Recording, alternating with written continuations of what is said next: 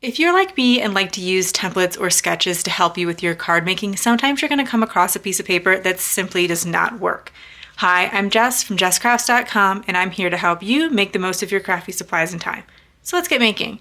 I'm going to show you how I approach a piece of pattern paper that simply does not work for any of my sketches. I have the 6x6 paper pad from Echo Park Paper called Hip Hip Hooray, and I pulled this piece of paper that has two 3x4 cut aparts and two 3x2 inch cut aparts. None of my templates call for both of those things. In fact, something I need to consider is that both of these are actually facing in two different directions, and none of this would want to be covered. Now, I could, of course, use the backside. This is double-sided paper, so I could use anything that featured a 3x4 and use the backside of the paper instead. Or I could find something that uses a 3x2 and use the backside of the paper. But I want to use all of these cut apart, so I want to make it work. Though what I've decided to do is look in my collection and find a sketch that features 3x4s and 3x2s and pair it with a second piece of paper so that I can cut the extra pieces off of that. So I have paper busting templates number 50 and 52. 50 can be downloaded for free at jesscrafts.com. There'll be a link to that, and 52 is available in a pack in the Etsy shop. So for template number 50, it does feature a 2x3 inch piece. So I'm going to take the 2x3 inch cut aparts off of here, and I am going to make it work, even though one, like this shows it facing in a vertical direction, and I also have one horizontal. We'll address that. But I'm going to use the 3x2 inch piece from this pattern paper, or this really 6x2 in all, and I'm going to pair it with the bottom half, the 4x6 inches from this patterned paper. Then I'll be left with the 6x2 inches here and the 3x4 cut aparts. So that's where template number 52 comes in. I'll have the 3x4 cut aparts from here, and then I will use that full 6x2 inches for the 2x1 inch pieces that I need from this second card. So by combining two templates that are perfect for the individual pieces and a second piece of paper, I'm able to really get the most out of a special patterned paper. So for the first patterned paper, I will just be cutting out the 3x2s and 3x4 inch pattern paper pieces that I need, but I want to show you how I'll be cutting the second piece of paper so that I can accommodate what I need for the sketches. When using tools like paper trimmers, please follow all manufacturer safety instructions. First, I'm going to cut it as close to 6 inches as possible while still cutting off this circle here at the top. And then I'm going to start cutting the pieces that I need. I need 6 4x1 inch pieces of patterned paper from this. I did intentionally choose a non-directional pattern paper so that I wouldn't have to worry about the challenge of the directionality on top of trying to combine two sketches. So I'm going to cut this to 4 inches. That's the 4x6 that these two 3x4s would come from. And I'm going to cut what I need to pair with the 2x3 inch pieces. So just cutting them to 1 inch. Very simple here. I'm going to need 3 of these for each of my cards. And I want to say the measurements really clearly, just in case you want to try to recreate something similar, and you could just write down the measurements that you need.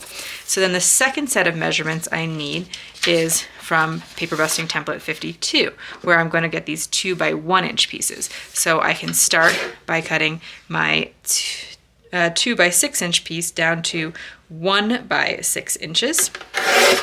Then that 1x6 inch piece I will cut into 2 inch pieces. So I will cut it at 4 and then again at 2, and then repeat that process with my second piece of 1x6 inch paper. And then I'll have all the pieces that I need, and I can use something like scrapbook.com trays to sort the pieces that I need for each different sketch. There's not too many pieces here, so I'm not too worried about it, but having trays or just using like box lids or something like that can be really helpful for keeping track of pieces, especially when you're doing something maybe a bit more complicated.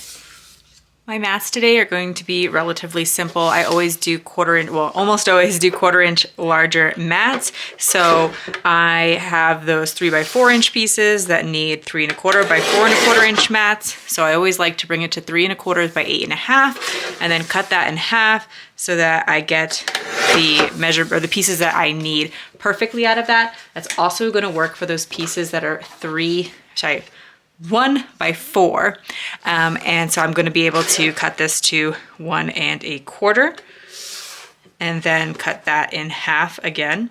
I do find it generally easier rather than measuring to 1 1/4 to measure 1 1/4 inch off of the side. So I'll show you what that looks like in a second, because when the cardstock, especially I use a little bit thicker cardstock, it kind of like flops off the edge of my trimmer. And so I feel like I get a little bit better of a cut the other way. So I'm at 6 1/2 inches. I measure 1 1/4 inch into 5 1/4, and then I cut it there, and then I'll cut it in half again at 4 1/4, and then that is all of the cardstock.